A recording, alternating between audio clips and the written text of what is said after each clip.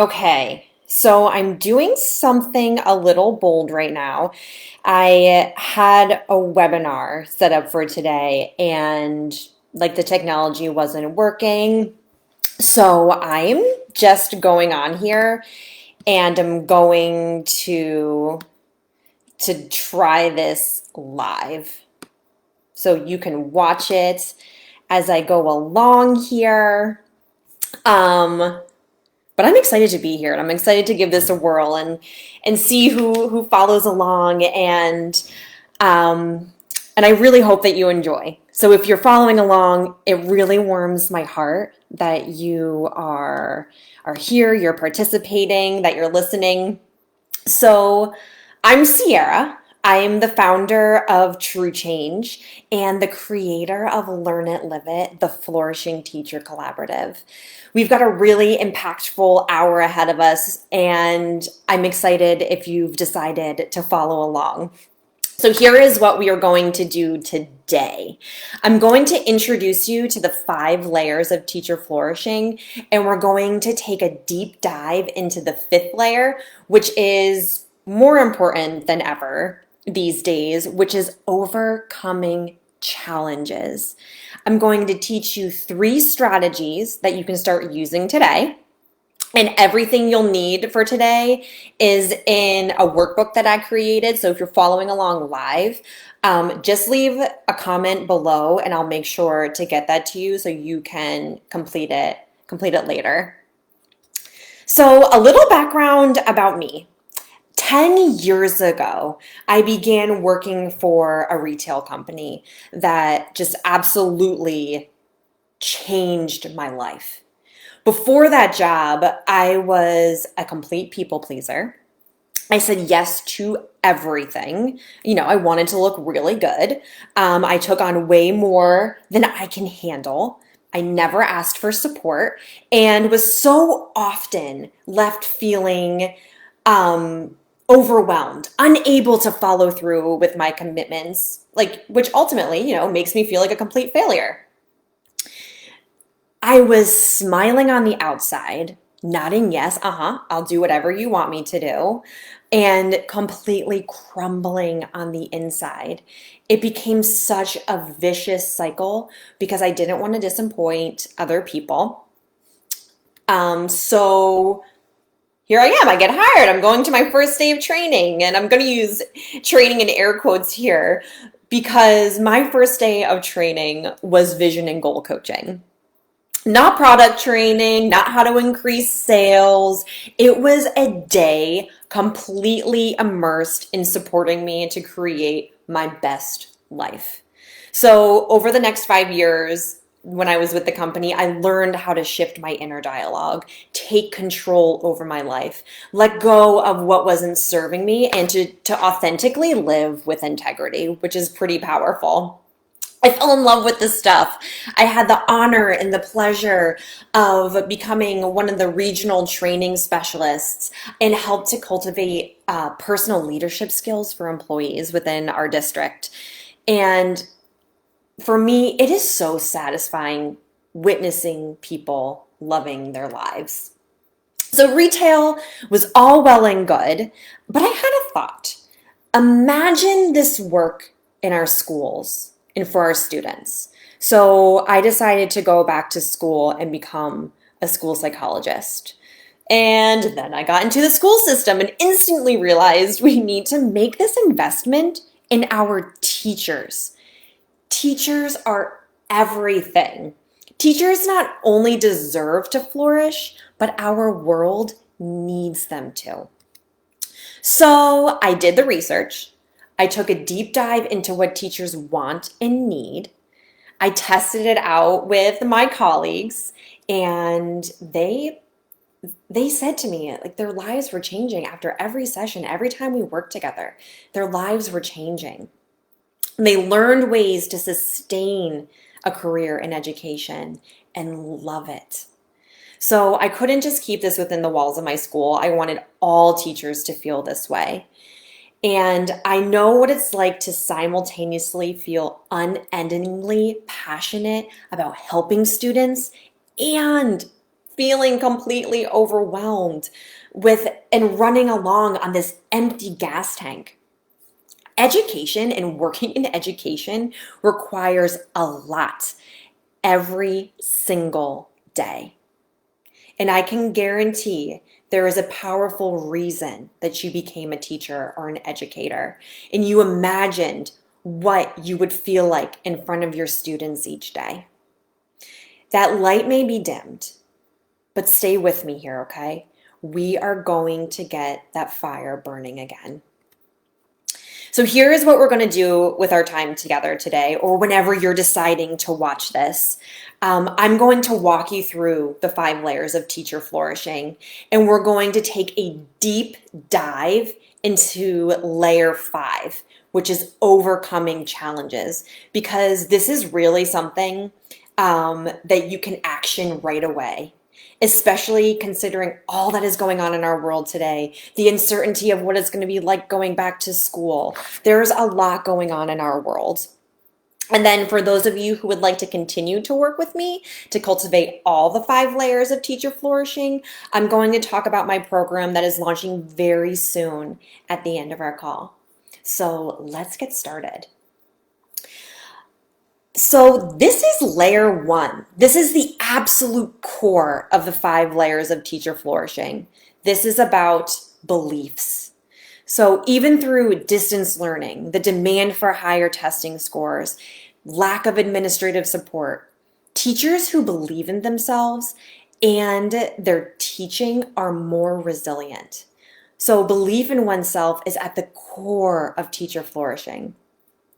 The research tells us, gathered from teachers and educators just like you, that if you feel purposeful and confident in your abilities, you will likely exude more positive emotions. So positive emotions such as optimism, empathy, courage, and social and emotional competence. These all act as ways to protect you and empower a positive school climate and an overall optimistic academic culture. Self-discovery is one of those things that is so empowering. So layer 2, this is relationships. You have so many relationships to manage. Thinking about your classroom full of 25 plus students, student families, your own family, support staff, related services, administrators, all of your fellow teachers. You have a lot of different personalities and learning styles and behaviors to work with. So teachers who have a positive, strong, and supportive relationship, and like many relationships, are provided with yet another layer of resilience. Relationships play a very powerful role in promoting long and sustainable careers in education. Teacher camaraderie, mentorship, and non-judgmental support will aid you in feeling good about your abilities, ultimately leading you to want to stay in the profession and loving your role. Relationships can be tough. Here's the thing. By creating authentic connections and delivering impactful communication, you can have conversations with anyone and build those relationships. So the 3rd layer is taking action. The teacher's school day. If you're lucky, you get 30 minutes of uninterrupted planning time each day. And I can literally hear you now laughing. Yeah, okay, I wish. That sounds so nice.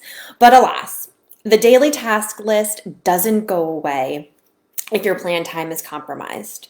And this is not the only challenge teachers face daily. How about setting up parent meetings, collaborating with related services to differentiate instruction, planning for IEP meetings, planning for an observation, preparing for an upcoming state-mandated test? Woohoo! The list can truly go on and on.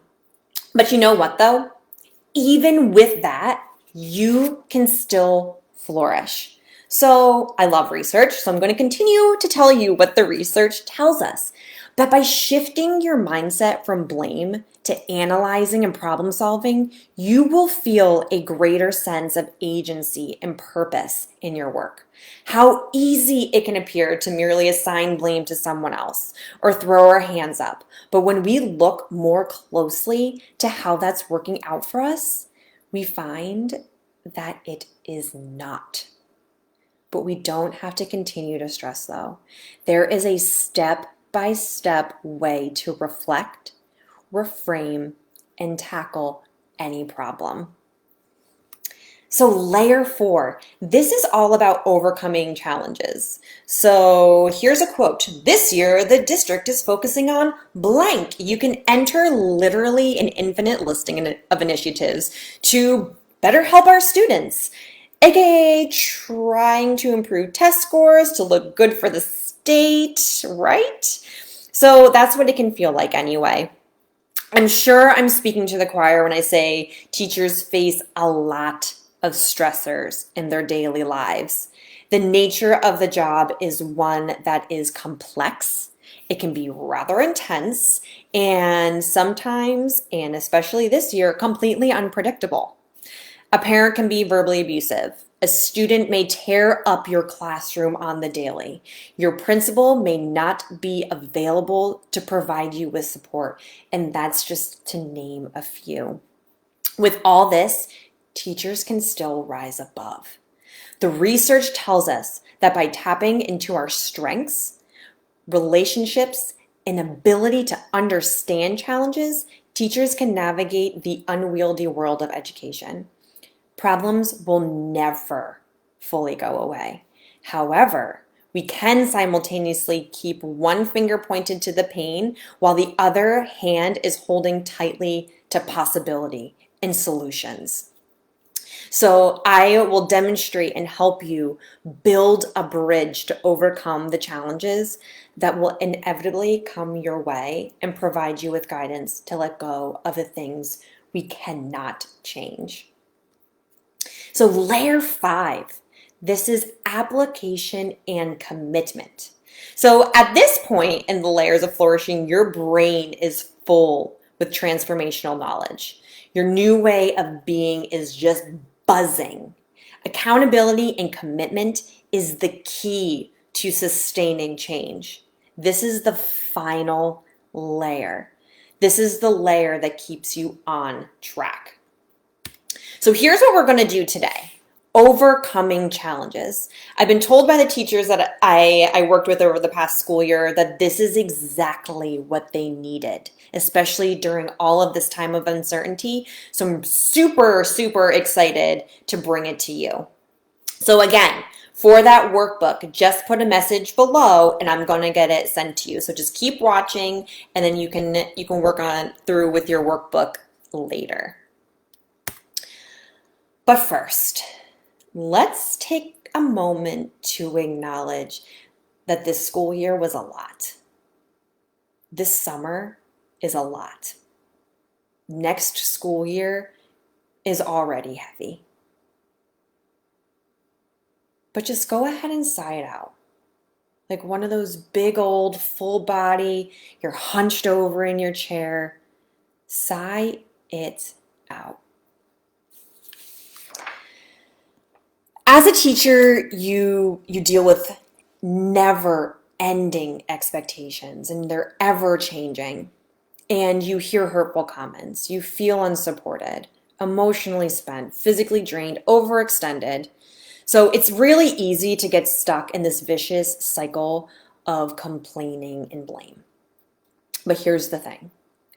Holding on holds you back.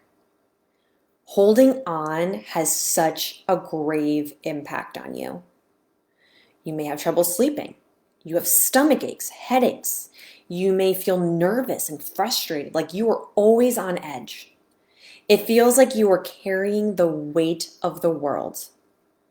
And each school year, it starts to feel heavier and heavier. Imagine you go to bed tonight, though, and a miracle occurs. You wake up tomorrow and you feel happy, inspired, energized. Your burdens, stressors, and overwhelming expectations have been swept away. Imagine for a moment how that would feel. What would be different? How are you different?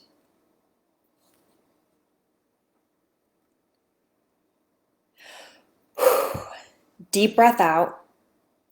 You have the power to accept it or change it. In 4 powerful steps, you can begin to let go of what is not serving you. That load on your back is going to start to get lighter. Let's dive into how.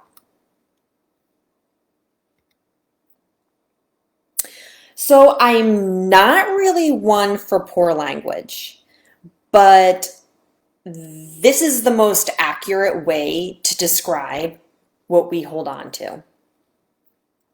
A shit sack, a heavy load of icky things. So in the guide, you have an instruction sheet that you can follow along with now, or when you get it, and a blank sheet to write down what you're holding on to. So what is in your shit sack? You can be holding on to almost anything. Consider conversations you keep replaying, student interactions, administrator challenges, perceived failures, looming goals or to-dos, upcoming events or situations, relationships, or loss. These things are like a snowball,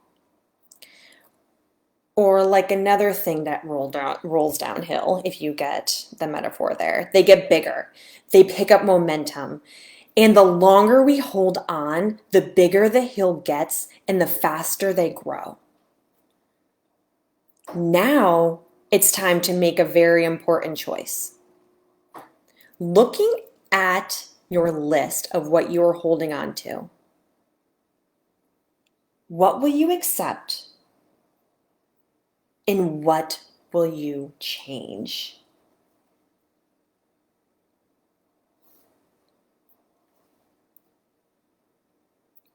Take a moment and think about that.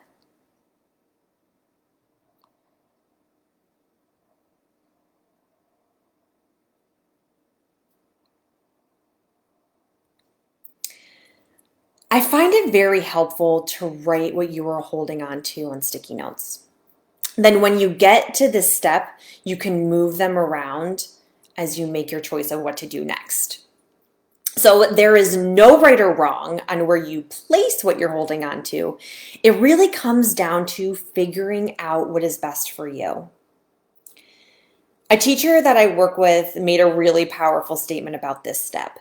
She noted that there were certain aspects of things she was holding on to that required some level of acceptance before she was ready to shift to change.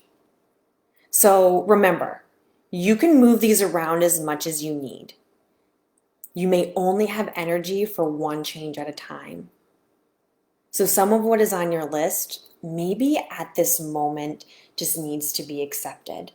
So I just want to give you a little bit of time to work on your list and think about that.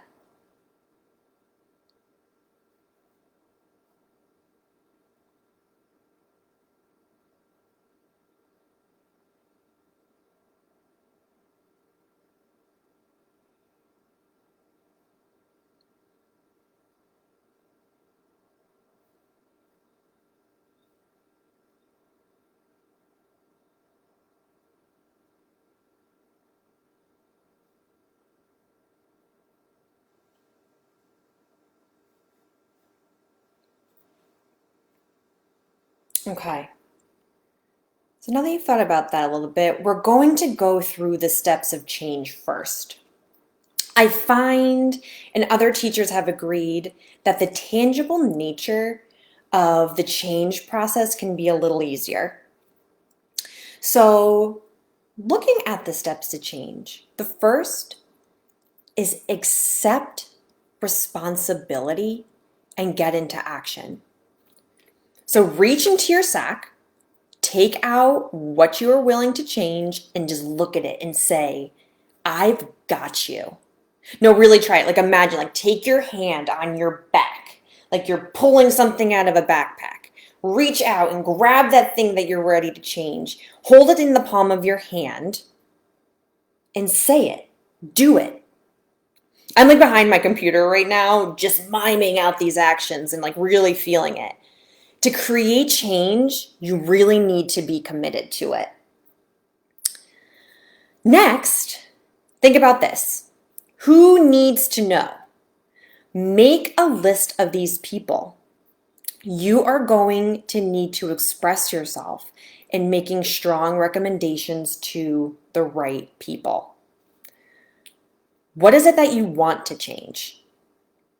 Now, before you go out and talk to the people you listed above, you need to get your ducks in a row. You have got to communicate your concern clearly and concisely. And the thing with clearly and concisely is this. You don't need to provide any unnecessary details. What do they need to know and why? What are those important details that will stick in their mind? Because the more we get that diarrhea of the mouth and we just keep trying to justify on what we want to change, people lose focus and attention. So keep it short, keep it clear, keep it concise. Next, number 4. How do you plan to accomplish your goal, or what are you suggesting? People love to hear solutions, not complaining. Communicate your solution. And really important, be open to feedback. You want to see change? Get input from others. Okay, number 5. So now you've got your plan. You have the right people involved. Now, hold people accountable and set dates when your request should be completed. And that's for yourself too. Set dates for other people, set dates for yourself, and hold yourself and other people accountable, getting them involved. Number 6, follow up, follow through. This is a cycle that may need to be repeated, changed, and reflected upon. Follow up, follow through. What does progress look like? And again, that communication piece is huge, but it's up to you. You have decided to make this change. So you have to keep communicating and going back and talking with people. And number 7 is super important. Remembering that change takes time. It takes time. You may have to go through steps 1 through 6 over and over again to create the change that you want to see. But if you commit, I can almost guarantee that you'll get there. So now on to accept. This can be more difficult because we can't see something physically changing in front of us. So the steps to acceptance, again, name what you're holding on to. Remember how we mimed pulling out of that shit sack, that thing that we're holding on to? Do it again. Reach back, pull it out, hold it in your hands, and get very specific about what you're holding on to here. For example, I am holding on to the face that my principal made at me during our last meeting. I am holding on to the rude comment my student made to me. I am holding on to the feeling like I didn't do enough for my students during all this distance learning. Number 2, what feelings does the specific circumstance you're holding on to bring up? Feeling and emotional vocabulary is taught for people. So get real about that feeling. Is it that you feel embarrassed? That your principal made that face and others saw it? Is it shame that you feel like you're not enough? Is it frustration or hurt that you feel when your student says something mean to you because you think you show them how much you care about them? There's a lot of feeling and emotion that goes into what we hold on to. So take a deep dive in that. And our emotional vocabulary can be small sometimes. So you go online, look up the spectrum of feeling and emotion and see where you're at. And put that name to what you're holding on to. Number 3, what is the impact on you if you continue to hold on? Think about that for a moment. What is the impact on you if you continue to hold on? Physically, emotionally, intellectually? What impact does it have on your social relationships, your work relationships?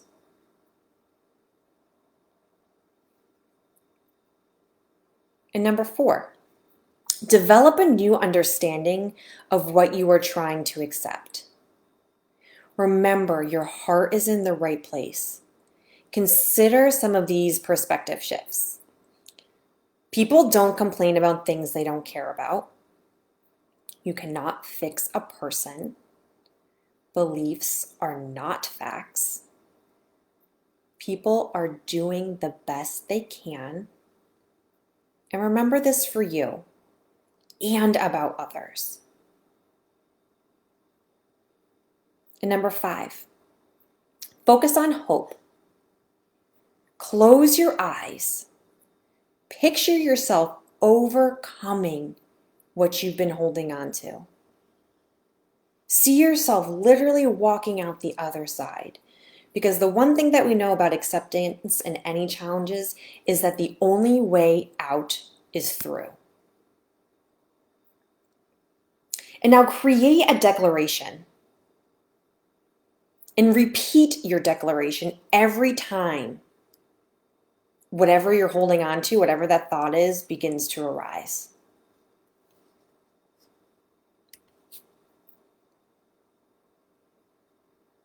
All right. And that's the last step here. Let go. You've made a powerful choice to accept or change. Create your declaration of letting go. Repeat it every single time what you're holding on to starts to rise up and feel heavy. Don't put it back in your sack. Keep it out. Look at it. Look it in the eye. What you're holding on to is not going to go away immediately. It will take time, practice, and that reminder from your declaration. Write that declaration down. Let it be visible to you where you can see it when you need it most. I have things like this. I have them written down in notes on my phone. I have them on sticky notes on my computer. I share it with those that are closest to me so that they can start to give me a gentle reminder when they hear me starting to hold on again, when I'm talking about those things. And the next step in overcoming challenges is creating boundaries and learning to say no. I want you to think about this for a minute. This quote by lovely Eleanor Roosevelt. Think about what you will tolerate. Where do you draw the line? No one can make you feel inferior without your consent.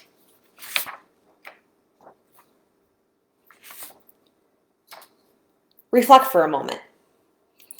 How many times have you said yes this week, this month, this school year to something that you didn't want to? Too often, when a request is placed on us, we jump to saying yes without really thinking through the consequences. And these consequences can be things like time, use of space, the energy to complete the request. Creating and living a life with boundaries allows you to stay in control and helps you to create a life that aligns with your goals. Boundaries allow you to focus your time and energy on what matters most. And you know what this leads to? Feeling energized, feeling fulfilled, and living a purposeful life. We like to look good.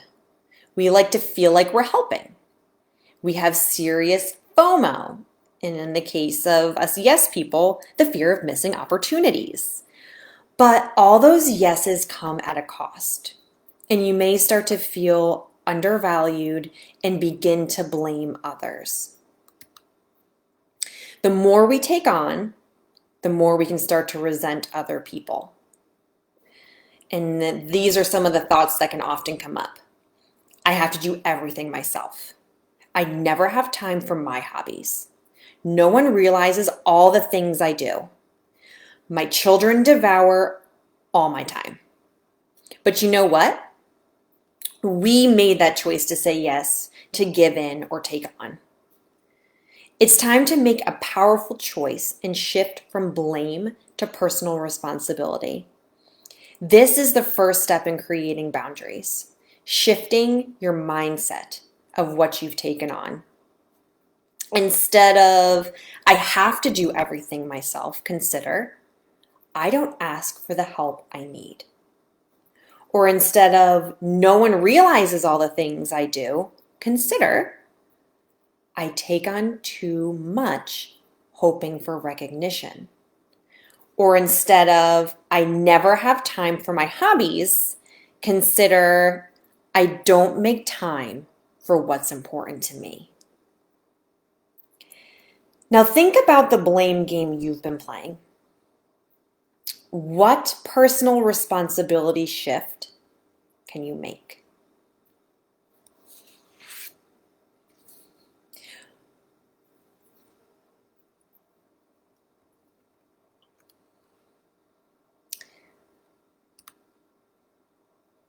Here's a quote. Whatever you practice doing, you learn to do. And however you practice speaking, you learn to speak that way. So the more we say yes, the more others will continue to ask and expect from us. It's a short trip between being generous and becoming a doormat. So boundaries are needed with more than just people. So the first one we're going to take a look at here is technology. Technology has been a really big part of our lives during quarantine. So take a moment and examine your use of technology. I had a teacher say to me recently that with distance learning, it has become impossible to separate home from school time. During the school year, she would often bring her work home, and now it's become impossible to put her phone down and shut down the computer at the end of the workday. She is always connected and attached to her work. And she's working more hours than ever. And I have a feeling that's really true for a lot of teachers with distance learning, even this summer. I imagine teachers are working, trying to get prepared for this unknown that's coming. So just take a moment to think. How often are you on your phone or your computer? Do you find yourself unable to shut down? What impact is this having on your emotional well-being and with your connection with your family and your friends? Some suggestions for technology use. Technology can be useful in and of itself for setting some boundaries. Set personal reminders or timers on your computer or your phone to prompt you when it's time to log off. Set a technology curfew. Create a time in the morning and in the evening that you won't use technology before or after. Now, the next area where we can use some boundaries, social media, watching the media, and email. Probably not shocking. Scrolling can be extremely addictive and leave you with feelings of anxiety. Like there's been a lot of research just showing that once the like button was invented for Facebook, like we can't help but keep going back and checking. And like TikTok has like totally like blown up and for all ages. And like I see like my husband watches it and like he'll be watching a video and it's like these like teaser videos, like nothing happens, but yet the scrolling continues to see what's going to happen next on the videos, and like most of the time nothing does. Nothing, like literally nothing. So just take some time to consider, how long are you spending on social media? How long are you looking at your emails or watching the news each day? Do you find yourself unconsciously reaching for your phone to check it? Like, I don't know about you, like I do this. I have just checked Instagram. I log out of the app, I put my phone down. And then like literally like all of a sudden I'm on Instagram again. And I didn't even know how I got there. It's like when you're driving someplace and you're like, oh my gosh, I drive this way so often. I don't even know how I got here anymore. But like with your phone and social media, it's nuts. And how does looking through social media or emails leave you feeling? Like for me, it leaves me feeling awful. It does increase my anxiety. So some suggestions for creating boundaries with social media is keeping the first and last hour of your day sacred. 1 hour after waking up and 1 hour before you go to bed, shut it all down. Set a timer on your social media apps and limit your daily usage. So something I did on Instagram, because I do that, is I set a 20-minute timer. And then it pops up so I know how, like, I've been on Instagram for 20 minutes that day. So it needs to like, I need to put it down. I need to move on with something else. And unfollow or unsubscribe from people, pages, or companies that are not making you feel good. It is okay to unfollow and unsubscribe. Even with people who you consider your friends, if they're not making you feel good, why do you need to follow what they're doing? You don't need to. And if they're your real friend, you'll connect in a different way. The last one is moving on to people and creating boundaries with those real life human beings. And this is the hardest boundary to build. Often requests are delivered in person, and we can feel obligated to provide a quick yes response. And people can also use us as their complaint sounding board. And negativity is really contagious, and you don't need that in your life. So this is twofold. So like we can be quick to say yes to please, and then we can also be people's shoulder for this negativity that is consuming. So my suggestions for people is buy yourself some time and let the person know that you will need to check your calendar before you say yes to something. This allows you time to process the request and to see if you actually want to commit on it or if you're ready to pass. And then for the complainer, you can either attempt to guide them through those steps to change that we discussed earlier, but only if you want to. That's a lot of energy to try to lead someone through that. Or just let the person know that you care. However, this just isn't a good time to have that conversation. So now it's time to shift from yes to no and no, K-N-O-W.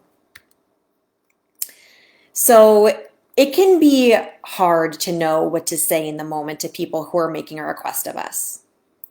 Learn how to say no and provide the other person with what they need to know. KNOW.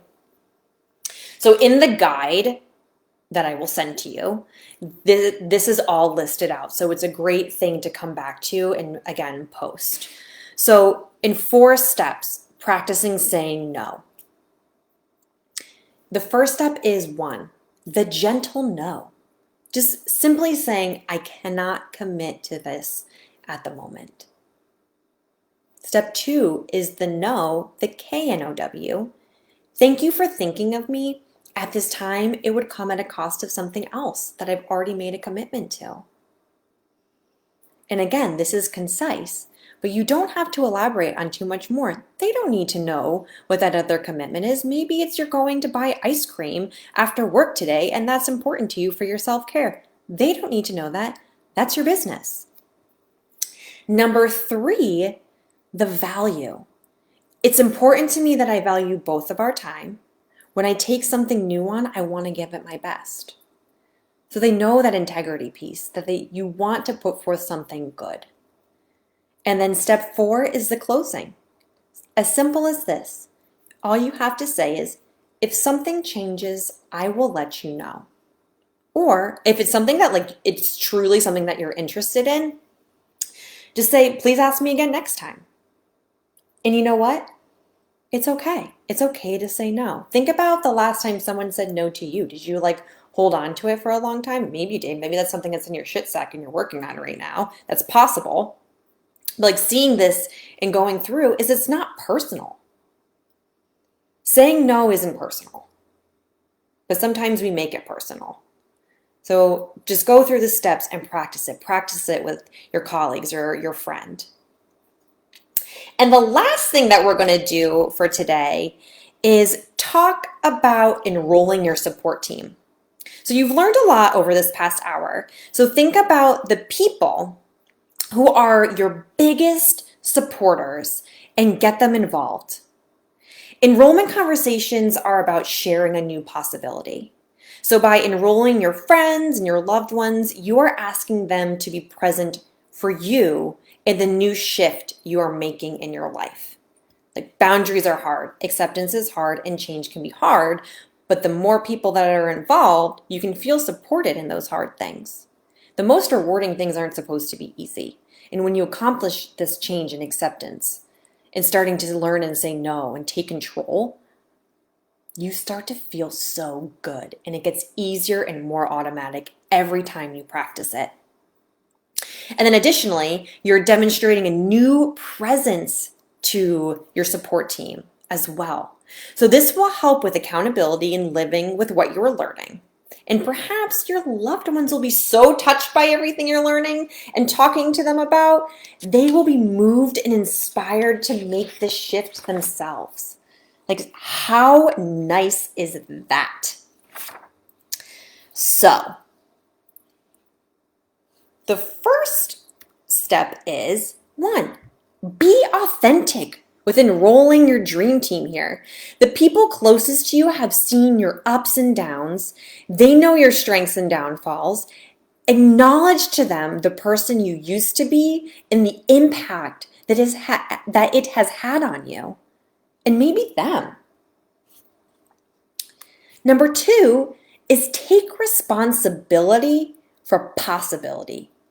Share what you have learned and what you plan to action. It's amazing the power of saying things out loud or writing them down has. Number 3 is make a request. Let others know what you need from them. How can they support you? Be clear. Have them state what they've heard you say just to make sure you're on the same page. And then 4, end feeling touched, moved, and inspired. Your team should be just as pumped for you as you yourself. If you sense that that isn't the case with the people that you're enrolling on your dream team, you may need to enroll a different team or a different person, and that's a-okay. So that is just a piece of the 5 layers of teacher flourishing. And I'm telling you, it is truly possible to take control and sustain a career in education and love it. So for those of you who want to work directly with me, I'm going to show you how I've walked other teachers through the 5 layers of teacher flourishing in my Learn It, Live It, the Flourishing Teacher Collaborative program. So in this, we go deep into each layer. So with the online course, there are 6 video modules. There's a lifetime access to the collaborative private community. I have live Q&A calls. So these are like live office hours where we can get in touch and connect with what you're learning. There's digestible and easy to use tools. I don't like things to be too hard. So I want what you're learning to be actionable right away. And there's relevant and reusable templates. And at the end of it, you'll get a continuing professional development certificate. So just a quick run through of what each module in the course entails. So in module 1, we're going to tackle your beliefs. So there's a powerful reason you became a teacher, and this module will teach you the power of possibility and how to restore hope. So we'll work through a series of exercises to understand and leverage your inner dialogue. And then in module 2, we're going to continue in the beliefs layer because it's that important. And this is completing the core, getting real with yourself. So think about it. What gives you butterflies? What gives you a pit in your stomach? We'll explore these questions and more to create the life that you want. I'll provide you with step-by-step instructions on how to cultivate a sense of purpose. So module 3 is all about relationship restoration.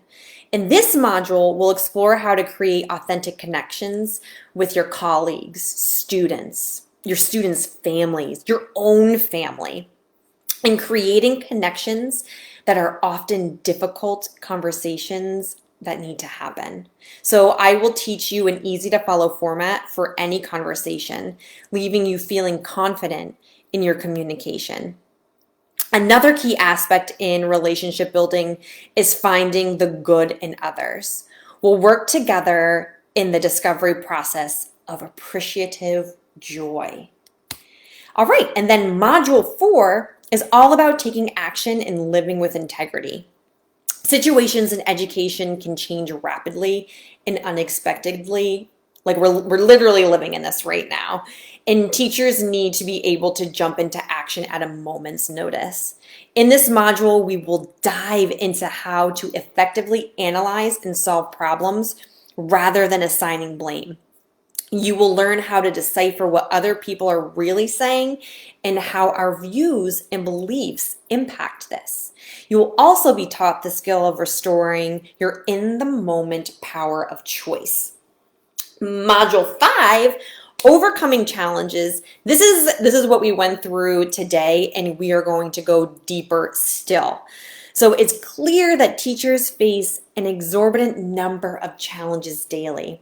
Today we learned that some can be changed, and the truth is some can't. That's life, and that's okay. I will teach you more skills on how to combat stressors and rise above the bureaucracy. And then module 6 is all about commitment. Again, so at this point in the program, your brain is full with this transformational knowledge, and that new way of being is buzzing. So to conclude the course, you'll complete one last inspiring project to commit to your new teacher self. But then don't worry, I'm not leaving you yet. I've built in additional accountability and support to stay connected with you because we're in this together. The education community is strong, right? Okay. So I want to make sure you are completely set up for success. So I've created a reusable planner that you can use year after year. It's designed to match what we will be working on in the course and for real life. And then I'm offering an additional module, Flourishing Through Failure. And in this bonus module, we're going to explore what failures can look like and how they can set us on a flourishing trajectory. And then the last bonus, my most absolute favorite bonus, the Flourishing Classroom Bundle. So like, what good is all that you're learning if you can't bring it to your students, right? So for every single module, I have created easy to implement resources to get your students flourishing too. So together you will learn it and authentically live it, transforming your classroom climate to when students cannot wait to return to. So here is everything that you'll get. You'll get the online course with the video modules, the Q&A calls, the private community. You get the planner, the Flourishing Through Failure bonus module, and the Positive Educator Classroom bundle. I wanted to make this really accessible for anyone. So there is a payment plan that you can do, or you can pay a one-time fee and save a little bit. So like, this is honestly for less than the price of a cup of coffee a day. You can be taking that next step into flourishing. And at the end of this, what you'll really be getting though is relief from those sleepless nights, the overwhelm, the frustration, the uncertainty. You get to restore the relationships with your children and your partner, your friends, and your family. You really get to regain that feeling of purpose as a teacher again. You came to be a teacher because you wanted to change lives. So give yourself the power to do that again. So if this is something that interests you, head on over to learn.truechange.org. Or if you have more questions about it, send me a message. You can also email me at Sierra, my first name dot my last name, Trudell at truechange.org. And I would be more than happy to sit down and talk to you about how we can work together. And if you're ready to do it, you're ready to feel inspired in your classroom or from home or from wherever we're going to be teaching this year, I really want you to join me for this next session. So go ahead, check out the link. I'm going to be saving this recording, saving it on Facebook. And remember, reach out if you want the workbook as well. So I'm super pumped that we're here together today. And if there's anything else you need, please let me know.